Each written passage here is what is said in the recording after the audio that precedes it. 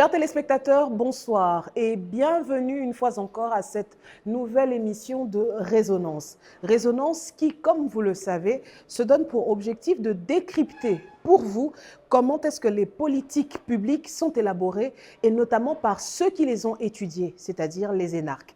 Issus de l'École nationale d'administration, ce sont donc eux ces pépites qui ont pour objectif de pouvoir réfléchir, adapter et proposer des solutions concrètes aux problèmes que nous rencontrons dans notre quotidien. Et pour ce nouveau numéro, nous parlerons de l'intelligence économique. Oui, un concept qui aujourd'hui, mieux révisité, pourrait permettre à la République démocratique du Congo de réaliser le véritable bond économique qu'elle attend avec impatience. Et pour en parler, nous sommes avec un énarque. Il s'agit de M. Pierre Kilélé qui nous a rejoint sur ce plateau.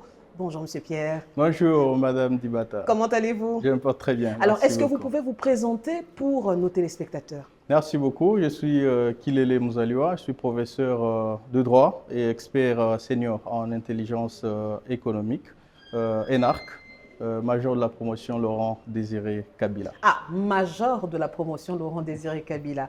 On est vraiment bien tombé. Je rappelle qu'il s'agit de la deuxième promotion de l'ENA, celle qui vient tout juste après Patrice Emery Lumumba. Alors, nous aimerions, professeur, est-ce que vous pouvez, en des termes clairs, nous expliquer en quoi consiste l'intelligence économique? Merci beaucoup, Madame. Je vais commencer par dire, par une approche résiduelle, pour dire ce que n'est pas l'intelligence économique. Ce n'est pas de l'espionnage. Okay. C'est tout à fait une démarche légale qui consiste dans la collecte, l'analyse, le traitement, la diffusion et la protection des informations qui permettent effectivement aux États et aux entreprises de maîtriser le marché surtout complexe et compétitif dans lequel les affaires se déroulent au niveau global. Alors, vous avez commencé par un concept qui est très intéressant. Vous avez dit qu'il ne s'agit pas de l'espionnage. Alors, quand est-ce qu'on peut parler d'espionnage alors dans ce cas? L'espionnage est une activité illicite, alors que l'intelligence économique est constituée d'actions tout à fait légales, qui doivent effectivement aider à améliorer la compétitivité, mais également permettre des bons au niveau des États pour faire face aux défis auxquels ils sont le plus confrontés. Alors, dites-moi concrètement, au moment où nous tournons cette émission, est-ce que l'État congolais dispose d'un tel instrument? Alors, l'État congolais ne dispose pas d'un instrument systématique d'intelligence économique, malheureusement. Cela s'est fait de manière inconsciente, je dirais. C'est-à-dire, par exemple, vous avez nos grandes sociétés, par exemple la GECAMINE, qui essayent d'avoir une idée sur ce qui se passe à l'extérieur pour ajuster leurs aspects de contrôle, notamment du secteur minier au niveau interne, mais il n'y a pas un outil systématique qui permettrait, par exemple, au chef du gouvernement de suivre de manière claire ce que, par un décret de 2018, nous avons 3 minerais stratégiques particulièrement. Oui. Nous avons le cobalt, nous avons la colombo-tantalite, le coltan, oui. Et puis le germanium. Ce sont là des minerais réglementés stratégiques. Alors, suivre ces minerais stratégiques permettrait effectivement, c'est là je crois, il est tout à fait de manière pratique, normal d'ajouter le cuivre également. Il serait important également de suivre la chaîne de valeur pour tous ces minerais à travers notamment de participation. Qu'est-ce qu'on attend alors, professeur, dans ce cas? Qu'est-ce qu'on attend pour appliquer une telle politique qui va consister justement à suivre ces minerais? Vous avez parlé du coltan, vous avez parlé du germanium, vous parlez également du cuivre, mais de plus en plus, on est en train de parler du lithium aussi, qui est en train de se pointer sur le marché. Qu'est-ce qu'on attend? Alors, il faut qu'il y ait une prise de conscience pour comprendre qu'il s'agit d'un outil essentiel pour la conduite des affaires de l'État, en ce qui concerne notamment les domaines économiques de l'État. L'intelligence économique permet non seulement d'améliorer la compétitivité de notre déploiement au niveau international, mais également d'éclairer la prise de décision. Je vous donne un exemple contextualisé à notre pays. Il y a l'espace Kasaï qui était très riche en production de diamants. Exactement. Mais après, par une démarche d'intelligence économique qui vous permet de collecter, de suivre les aspects d'innovation et autres, il serait à mesure de savoir que voilà, on a mis en place, par exemple, les diamants synthétiques. Ça permet à l'État d'ajuster, n'est-ce pas, ses investissements dans les secteurs, de ne pas, par exemple, courir des pertes énormes. Donc, ou alors se spécialiser exactement dans autre chose. Dans la recherche d'un diamant beaucoup plus précieux, par exemple, comme les pierres colorées. Exactement. Une approche qui est indispensable et inévitable si l'on veut être compétitif à l'international. Je sens que vous revenez souvent sur le secteur minier, Oui. mais est-ce qu'il est le seul à être intéressé par l'intelligence économique ou alors y a-t-il d'autres secteurs où on peut justement recourir à ce dispositif? L'intelligence économique est plus employée dans les secteurs privés. Effectivement, les secteurs publics s'en est inspiré pour également booster notamment les entreprises publiques et d'autres secteurs. Je parle plus du secteur minier parce que j'ai essayé de contextualiser mon intervention au cadre du pays et que nous sommes dépendants. Je parle plus du secteur minier. Parce qu'une fois, pour le moment, nous avons des prix des matières premières qui sont effectivement favorables, permettent effectivement d'améliorer les recettes. Nous sommes le premier producteur incontesté du cobalt dans le monde. Mais imaginons un instant que l'on découvre un produit que l'on peut substituer au cobalt. C'est toute l'économie du pays qui va automatiquement s'effondrer. Donc il est important de mettre en œuvre une politique d'intelligence économique pour effectivement accompagner. Alors, quels sont les acteurs majeurs dans l'intelligence économique? Les acteurs majeurs dans l'intelligence économique, c'est d'abord l'État. L'État, il faudrait qu'il y ait une prise de conscience qui permette effectivement l'enregistrement au niveau de l'agenda gouvernemental de la question d'intelligence économique. Il y a le gouvernement, et quand je parle du gouvernement, je parle particulièrement du Premier ministre.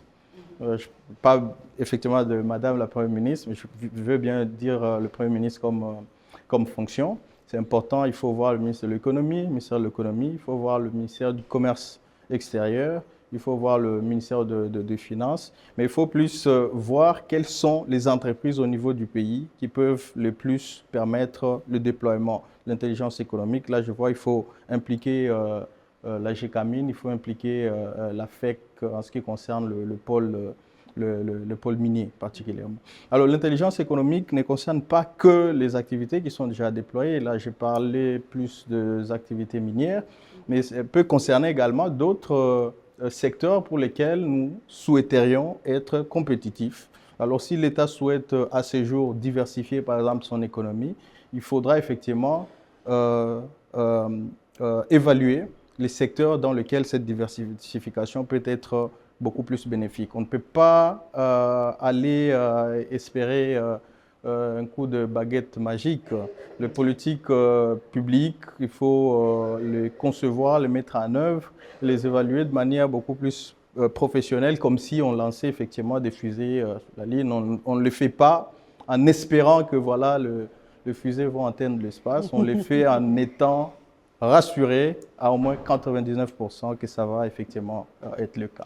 Alors, on va se projeter dans le meilleur des mondes. Projetons-nous dans le meilleur des mondes et, disons-le ainsi, la RDC déploie de manière intensive son instrument sur l'intelligence économique. En combien d'années vous pensez que l'on peut commencer à avoir des premiers changements? Nous pouvons avoir des changements à très court terme. Il est d'abord question, si on s'est projeté dans la meilleure des hypothèses, cela voudrait dire qu'on a une volonté politique affirmée, on a des structures qui sont mises en place qui soient effectivement des structures efficaces, mais on a également des ressources humaines de qualité. Et ce sont les ressources humaines effectivement qui posent généralement problème parce qu'il faut effectivement travailler dans un cadre de coordination pour permettre aux différents secteurs, aux différents acteurs qui interviennent à jouer leur rôle. Et donc, en combien de temps on pourrait déjà avoir des premiers résultats? Si tout est mis dans un scénario idéaliste, eh bien dans 6 mois, il est possible effectivement pour la République démocratique du Congo d'avoir des résultats concrets. Quels sont les autres domaines où on peut justement recourir à l'intelligence économique et vraiment booster leur développement? L'intelligence économique est coûteuse en termes de mise en œuvre. C'est pour ça qu'il est important d'avoir un très haut niveau de l'État, une détermination claire des secteurs qui doivent être pris en compte. Donc je peux bien, à mon niveau, imaginer un secteur qui serait peut-être porteur de croissance ou de potentialités au niveau du pays, mais il est important de déterminer clairement quelles sont les priorités. Et donc, en ce qui concerne la structure de notre économie, les secteurs miniers, effectivement, c'est tout à fait inévitable. Il le faut, effectivement, le secteur minier. Et on a tendance à vouloir organiser la revanche du sol sur le sous-sol. Je me dis, effectivement, oui. Voilà, l'agriculture, mais c'est vaste. Pour parler d'agriculture, il faut être spécifique pour dire pour quels produits spécifiques on souhaite effectivement être, par exemple, les premiers producteurs et pour lesquels il faut mettre en place un outil de collecte et puis des déploiements sur le marché africain ou international. Alors, dans quel domaine est-ce que l'engagement citoyen rejoint les efforts fournis dans le cadre de l'intelligence économique? Alors, merci beaucoup. Je vais commencer par le cadre peut-être global, le fondement sur lequel repose notre Constitution. Quand l'on lit la Constitution de la République démocratique du Congo, nous constatons qu'il s'agit d'une Constitution qui est rédigée sur base d'une expérience malheureuse. Il est clairement dit que l'injustice, avec ses corollaires, constitue des fléaux qui ont fait à ce que l'État puisse effectivement ne plus être fonctionnel. Et donc la Constitution a été élaborée avec l'idée de ne pas totalement faire confiance aux acteurs institutionnels. Donc nous avons une Constitution qui maintient un équilibre entre les acteurs institutionnels et puis voilà, de l'autre côté, vous avez les citoyens. Et le souci maintenant, c'est qu'il est important de rassurer ou de renforcer le mécanisme de participation citoyenne pour permettre à cet équilibre de tenir. Donc, nous avons une constitution qui est fondée d'un côté sur les acteurs institutionnels et de l'autre côté sur la participation citoyenne. Et à ce stade, la participation citoyenne fait défaut et pour moi, c'est une des raisons qui font assez que énormément de projets gouvernementaux n'aboutissent pas à leur fin. Donc, il est important effectivement de renforcer le mécanisme de participation citoyenne à travers ce qu'on appelle la mise à disposition du citoyen de ce qu'on appelle l'information indispensable. L'information indispensable voudrait ici effectivement obliger certains acteurs à mettre à la disposition du citoyen certaines informations qui sont considérées comme indispensables au citoyen pour exercer sa participation dans les affaires de l'État. C'est par exemple le contrat signé voilà, pour la construction du centre financier. On doit mettre des pareils documents à la disposition de tout citoyen pour permettre effectivement à chaque citoyen de participer, d'œuvrer et ainsi de suite. Le contrat signé pour voilà, l'exploitation de certains gisements miniers. Voilà. Donc tous ces documents doivent être mis. Et là, voilà, tout récemment, le contrat, n'est-ce pas, sportif.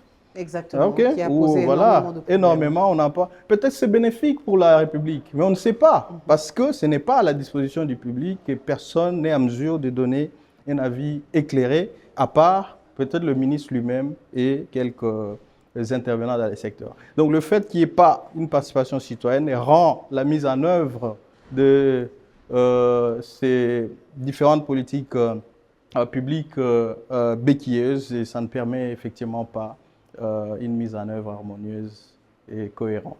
Alors, merci infiniment, Monsieur Pierre Kilele. Je rappelle que vous êtes expert senior en intelligence économique. Merci d'avoir partagé avec nous vos lumières.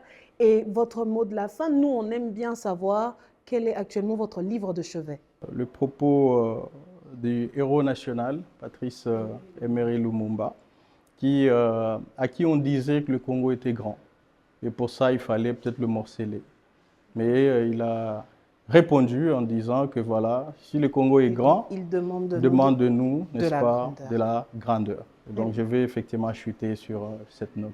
Merci infiniment, Monsieur Pierre Kilele. Merci à vous tous d'avoir été des nôtres. Nous vous fixons rendez-vous très prochainement, même heure, sur la même chaîne, pour un nouveau numéro de Résonance.